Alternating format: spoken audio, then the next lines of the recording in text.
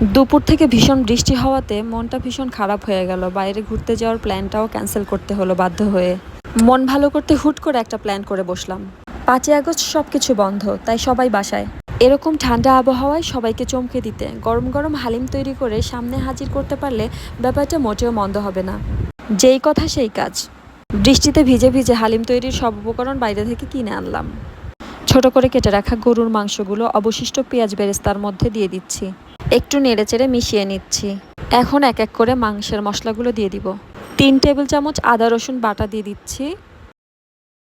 স্বাদমতো লবণ অ্যাড করে দিচ্ছি।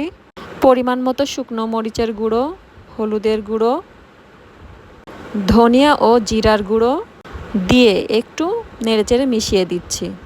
এ পর্যায়ে মাংসগুলো কষিয়ে নিতে হবে ভালোভাবে, যেন সিদ্ধ হয়ে যায়। সিদ্ধ হওয়ার জন্য কিছুক্ষণের জন্য ঢেকে দিচ্ছি। এখন রাঁধুনির ডাল ও শস্য মিক্সটা রেডি করে নিব। 3 কাপ পরিমাণ ফুটন্ত গরম পানিতে রাঁধুনি রেডি মিক্স ডাল ও শস্য দানাটা ভালোভাবে গুলে নিচ্ছি, যাতে করে জমাট না বেঁধে যায়। এভাবে মিশিয়ে 15 মিনিট রেখে দিব।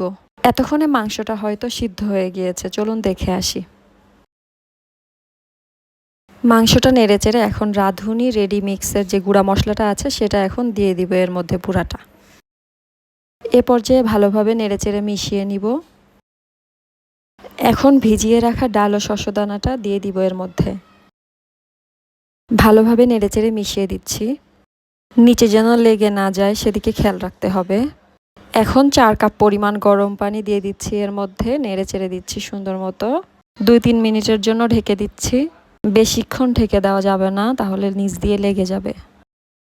বারবার নেড়েচেড়ে দিতে হবে। এ পর্যায়ে দেখা যাচ্ছে হালিমটা ঘন হয়ে আসছে। হালিমের লেয়ারটা ঠিক এরকম ঘন দেখাচ্ছে, দেখতে পাচ্ছেন আপনারা। হালিমের সালাদ ও পেঁয়াজ বেরেস্তাও আমি রেডি করে রেখেছি, আপনারা এখনই দেখতে পাচ্ছেন। এ পর্যায়ে হালিমের একটা চমৎকার লুক দেওয়ার পালা। উপরে পেঁয়াজ বেরেস্তাগুলো দিয়ে দিচ্ছি ছিটিয়ে। ধনিয়া পাতা মরিচ কুচিগুলাও আমি সুন্দর মতো দিয়ে দিচ্ছি। এরপর এর উপর লেবুর টুকরাগুলো দিয়ে সুন্দর একটা লুক ক্রিয়েট করার চেষ্টা করেছি। আপনারা একটু দেখুন কি সুন্দর লাগছে দেখতে। দেখতে যেমন হয়েছে স্বাদেও তেমন হয়েছে, এক অনন্য হালিম। এত মজা হয়েছে মাশাআল্লাহ, আলহামদুলিল্লাহ, যে 6 জনের হালিম আমরা 3 জনেই খেয়ে সাবার করে ফেলেছি। কেউ কি বলতে পারবে এটা আমার জীবনের প্রথমবারের মতো হালিম রান্না?